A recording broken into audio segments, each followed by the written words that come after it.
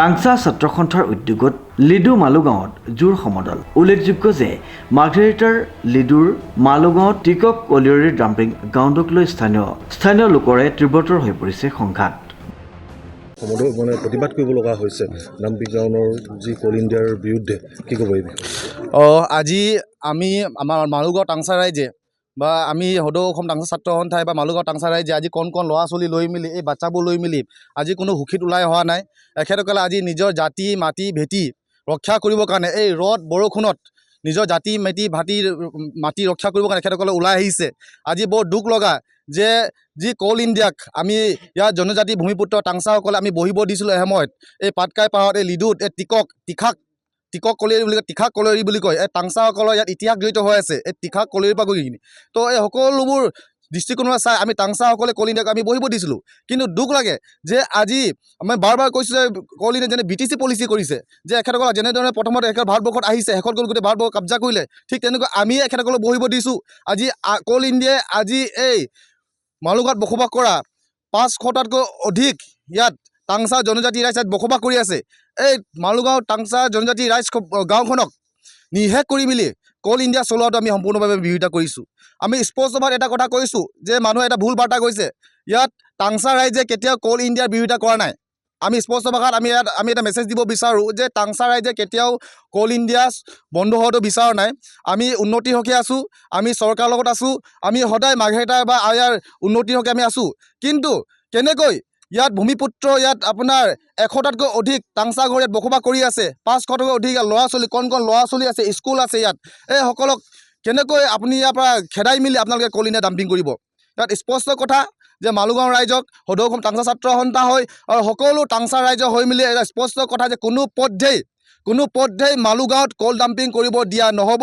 আৰু আমি কল ইণ্ডিয়া কৰ্তৃপক্ষক কৈছোঁ যে আপোনালোকে কল ইণ্ডিয়া চলাওক, কিন্তু আপোনালোকে নিজৰ প্ৰজেক্ট চেঞ্জ কৰক, আপোনালোকে লাগিলে বেলেগত চলাওক, কিন্তু এই ইণ্ডিজিনিয়াছ যেতিয়া ভূমিপুত্ৰ ইয়াত টাংচাসকল আছে, এই মালুগাঁও আছে, মালুগাঁৱক আপোনালোকে কল ডাম্পিং নকৰিব। আৰু মই আহ্বান কৰিছোঁ, মই অসমৰ জনগণক আহ্বান কৰিছোঁ, আমাৰ সন্মানীয় মুখ্যমন্ত্ৰী ডাঙৰক আহ্বান কৰিছোঁ যে আপোনালোকে এই যি বিষয়টো আহিছে গুৰুত্ব সহকাৰে লওক। অসমৰ ৰাইজকো প্ৰতিটো দল সংগঠন মই আহ্বান কৰিছোঁ আপোনালোকে সহায় সহযোগিতা আগবঢ়াওক যে ইয়াত যিটো জনজাতি ভূমিপুত্ৰ টাংচা ৰাইজৰ লগত যিটো আপোনাৰ অন্যায় হৈ আছে, যিটো ন্যায় হোৱা নাই, যিটো অন্যায় হৈ আছে, এই ল'ৰা ছোৱালীবোৰ যি অন্যায় হৈ আছে, এই মাসকলৰ যি অন্যায় হৈ আছে, আপোনালোকে সকলোৱে ওলাই আহক, আপোনালোকে চাথ দিয়ক।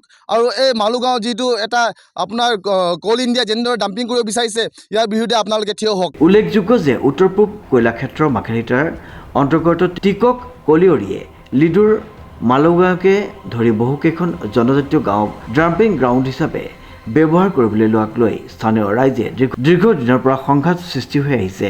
কল কৰ্তৃপক্ষৰ এই কাৰ্যক স্থানীয় ৰাইজে আপত্তি কৰি আহিছে যদিও কল কৰ্তৃপক্ষই কোনো গুৰুত্ব প্ৰদান নকৰাৰ অভিযোগ উত্থাপিত কৰিছে স্থানীয় দল সংগঠন তথা স্থানীয় ৰাইজে।